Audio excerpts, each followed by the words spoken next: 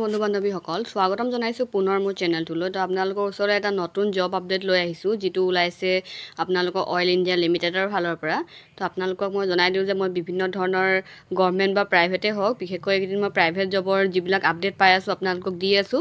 তো প্ৰাইভেট জবৰ আপডেটবিলাক পাই থাকিবলৈ আপোনালোকে মোৰ চেনেলটো ছাবস্ক্ৰাইব কৰি ল'ব।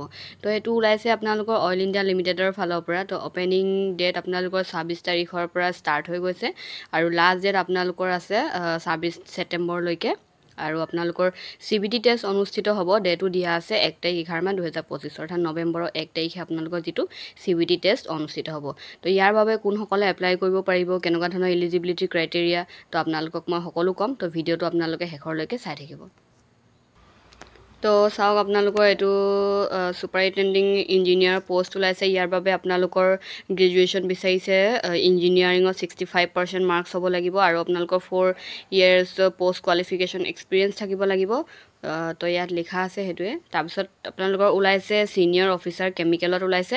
তো ইয়াৰ বাবে পষ্ট গ্ৰেজুৱেশ্যন কৰিব লাগিব, কেমিকেলত 60% মাৰ্কছ হ'ব লাগিব।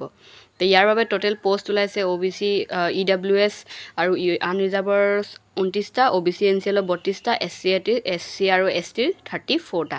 তো ছিনিয়ৰ অফিচাৰ কেমিকেল ইঞ্জিনিয়াৰিঙৰ পষ্ট ওলাইছে। তো ইয়াৰ বাবে বেচেলাৰ ডিগ্ৰী লাগে কেমিকেল ইঞ্জিনিয়াৰিঙত আৰু আপোনালোকৰ 65% মাৰ্কছ হ'ব লাগিব। ছিনিয়ৰ অফিচাৰৰ পষ্ট ওলাইছে।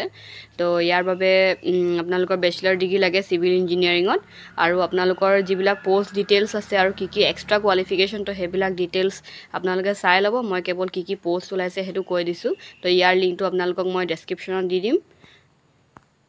তো তাৰপিছত ওলাইছে ছিনিয়ৰ অফিচাৰ পেট্ৰলিয়ামৰ। ইয়াৰ বাবেও বেচেলাৰ ডিগ্ৰী হ'ব লাগিব পেট্ৰলিয়াম ইঞ্জিনিয়াৰিঙত, 65% পাব লাগিব। Senior accountant officer, senior internal অডিটৰৰ বাবে পষ্ট ওলাইছে। তো ইয়াৰ বাবে এছ'চিয়েট মেম্বাৰ হ'ব লাগিব ICAI। ছিনিয়ৰ অফিচাৰ ওলাইছে ITত। তাৰপাছত senior officer mechanical.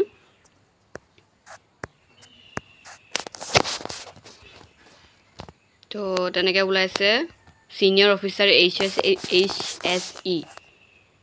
Senior officer জিঅ'লজিত ওলাইছে। তাৰ বাবে আপোনালোকৰ পষ্ট গ্ৰেজুৱেশ্যন কমপ্লিট কৰিব লাগিব জিঅ'লজি বিভাগত।